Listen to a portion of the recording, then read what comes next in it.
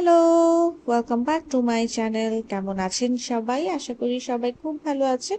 আজকে ছোট্ট একটা পাস্তার সালাদ রেসিপি নিয়ে চলে এসেছি।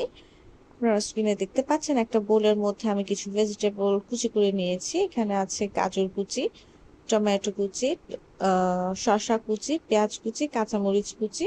এই সব কুচিগুলোর মধ্যে আমি একটুখানি সল্ট দিয়ে মিক্স আপ ভালো করে করে নিচ্ছি। মিক্সটা ভালো করে করে নিচ্ছি আর কি। সুন্দর করে মিক্স করে নিচ্ছি। দেন এখানে আমি পাস্তা বয়েল করা পাস্তাটাকে অ্যাড করে দিব। আমি সুন্দর করে পাস্তাটাকে এখানে অ্যাড করে দিচ্ছি।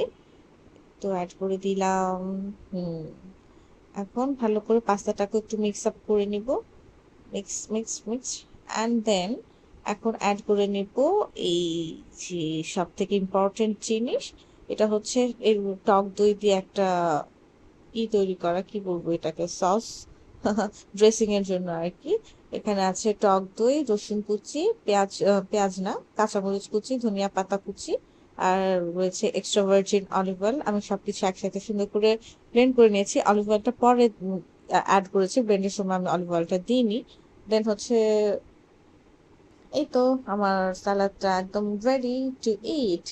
কেমন হলো সবাই আমাকে জানাবেন। আর আপনারা সবাই কেমন করে পাস্তা সালাদ মেক করেন সেটাও কিন্তু আমাকে কমেন্ট সেকশনে জানাতে পারেন।